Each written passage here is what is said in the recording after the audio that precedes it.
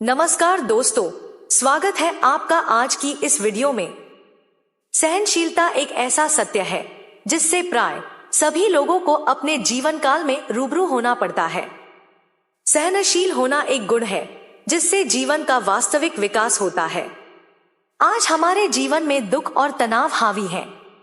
इसका परिणाम यह है कि हम थोड़े से कष्टों से शीघ्र घबरा जाते हैं और क्रोधित हो जाते हैं। संत कबीर एक ऐसे संत थे जो प्राय शांत और सहनशील बने रहते थे।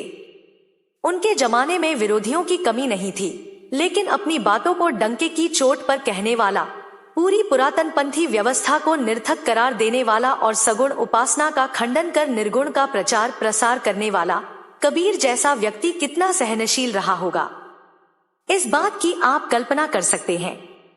जिसने कभी किसी से लड़ाई झगड़ा, मारपीट, गाली गलौज नहीं की, बल्कि शुद्ध व पवित्र मन से साधना करते हुए संत कबीर ने अपना मत केवल सहनशीलता के बलबूते फैलाया। यदि कबीर सहनशील न बने होते तो आज भक्तों, संतों एवं कवियों की परंपरा में नहीं रह पाते। इस तरह यह मानना पड़ेगा कि जीवन में सहनशीलता का कितना बड़ा महत्व है। राष्ट्रपिता महात्मा गांधी का सादगी से भरा जीवन बहुत ही सहनशील था। वह प्राय अपने प्रत्येक कार्य और व्यवहार में सहनशील बने रहते थे। उनका प्रत्येक कार्य रूटीन के मुताबिक चलता था। समय के बेहद पाबंद थे और अपने मन, वचन व कर्म से कभी किसी को कष्ट देना पसंद नहीं करते थे। सहनशीलता का गुण अभ्यास से सीखा जा सकता है।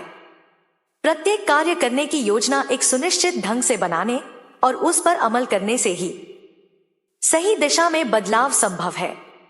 अच्छे लोगों की संगति, चिंतन व विचारों को शुद्ध बनाए रखने से समाज में प्रतिष्ठा प्राप्त हो सकती है। सहनशीलता का गुण आ जाने से दोस्तों और पड़ोसियों के बीच आदर होता है।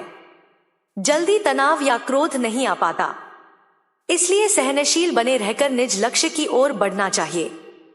आइए अब इसी से जुड़ी एक कहानी आपको सुनाते हैं। सुनीता के बेटे ने जैसे ही घर आकर अपनी मां को बताया कि मिश्रा जी के बेटे ने उसको गालियां निकाली है, वो झट से शिकायत करने उनके घर पहुंच गई। मिश्रा जी ने सुनीता से पूछा कि थोड़ा शांति से बताओ कि मेरे बेटे ने ऐसी कौन सी गाली दे दी जो तुम इतना भड़क रही हो। सुनीता ने कहा कि वो तो मैं आपको नहीं बता सकती। मिश्रा जी ने फिर से पूछा कि क्या बहुत गंदी गंदी गालियां दी है तुम्हारे बेटे को।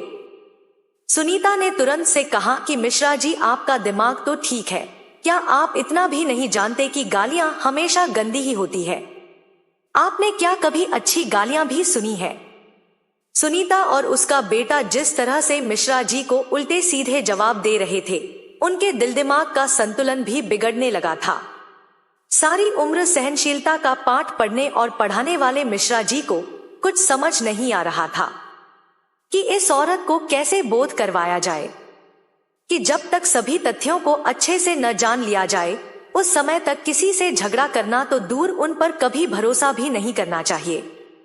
इतनी छोटी सी बात पर सुनीता ने इतना झगड़ा कर दिया कि मिश्रा जी का दिल कर रहा था कि इन लोगों को धक्के मारकर अपने घर से निकाल दे, लेकिन फिर यह सोचकर सहम गए कि यदि मैंने भी इन्हें कुछ उल्टा सीधा कह दिया तो सुनीता का पति आ जाएगा। वो तो मेरे से सेहत में बहुत तगड़ा है और उसके आने से नौबत मारपीट तक पहुंच सकती है। इसी के साथ मिश्रा जी मन ही मन यह सोचने लगे कि हर आदमी की सोच उसकी बुद्धि अनुसार अलग अलग होती है। वैसे भी बच्चों की इस आधी अधूरी बात को सुनकर आपे से बाहर होने को मैं तो क्या, कोई भी व्यक्ति इसे समझदारी नहीं मानेगा। ऐसे माहौल में किसी तरह से खुद को शांत रखते हुए हमें अपनी सहन शक्ति की परीक्षा लेनी चाहिए। इस विचार के मन में आते ही मिश्रा जी ने बात को बदलते हुए सुनीता से कहा कि आप दुनिया की दूसरी सबसे खूबसूरत औरत हो। सुनीता तिलमिलाते हुए बोली, वो तो ठीक है, मुझे पहले यह बताओ कि दुनिया की पहली खूबसूरत औरत कौन है? मिश्रा जी ने हंसते हुए कहा कि पहली खूबसूरत औरत भी तुम ही हो, लेकिन वो सिर्फ उस समय जब तुम हंसती और मुस्कुराती हो। मिश्रा जी ने सुनीता को थोड़ा और समझाने का प्रयास करते हुए कहा कि हर इंसान को हमेशा यह मानकर चलना चाहिए कि आप सारी दुनिया को अपनी मर्जी मुताबिक नहीं चला सकते और न ही आपकी हर इच्छा पूरी हो सकती है। जिस प्रकार हम यह सोचते हैं कि हर कोई हमारे कुछ भी बोले बिना सभी कार्य हमारी इच्छानुसार कर दे, इसी तरह हमें यह भी सोचना चाहिए कि हम भी वही सभी काम करें जो दूसरे लोग बिना बोले हमसे चाहते हैं। जिस तरह पानी हर जगह अपना रास्ता ढूंढ लेता है, हमें भी सहनशीलता अपनाते हुए खुद को भी अपने स्तर व गरिमा के अनुसार दूसरों से मधुर संबंध बनाए रखने चाहिए। सहनशीलता का महत्व इसी बात से समझा जा सकता है कि नदी जब तक शांत भाव से अपने किनारों के बीच बहती रहती है तो दुनिया उसकी पूजा करती है, परंतु जब कोई नदी अपने किनारों को तोड़कर बाढ़ का रूप धारण कर लेती है तो वही नदी हत्यारी बन जाती है। सहनशीलता की खूबियों को यदि गौर से देखे तो यही समझ आता है कि सहनशीलता से जहां हमें जीवन में हर चीज बड़ी सुगमता से मिल जाती है, वहीं यह हमारे व्यक्तित्व को निखारती है। दूसरों से हर समय अपेक्षा रखने की बजाय खुद अपने आप से अधिक उम्मीद करनी चाहिए, क्योंकि दूसरों से जब हमारी उम्मीद पूरी नहीं होती तो हमारे मन को बहुत दुख होता है, जबकि खुद से उम्मीद करने पर हमें सहनशीलता की प्रेरणा मिलती है। सहनशीलता ही एकमात्र ऐसा अस्त्र है जिससे आप ताकतवर इंसान को भी शिकस्त देने में कामयाब हो सकते हैं।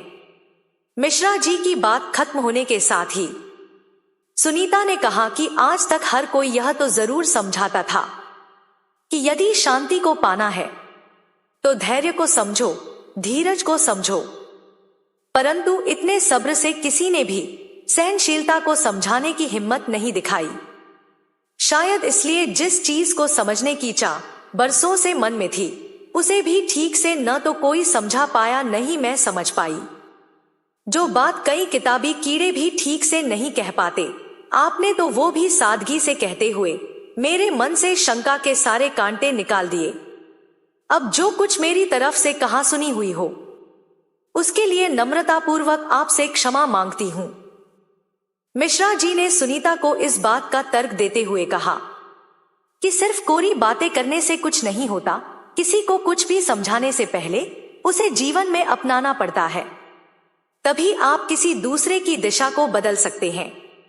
मिश्रा जी द्वारा सहनशीलता के गुणों के बखान से प्रभावित होकर यह स्वीकार करने में कोई संदेह नहीं है कि जैसे चमक के बिना हीरे मोतियों की कोई कद्र नहीं होती, ठीक इसी प्रकार सदाचार और सहनशीलता के बिना मनुष्य किसी काम का नहीं होता। सहनशीलता ही हमारे मन को शीतलता देने के साथ संतुष्टता एवं खुशी देती है। सहनशीलता के इन्हीं गुणों से ही हमारा स्वभाव सरल बनने के साथ दूसरों को स्वतः हमारी ओर आकर्षित करते हैं।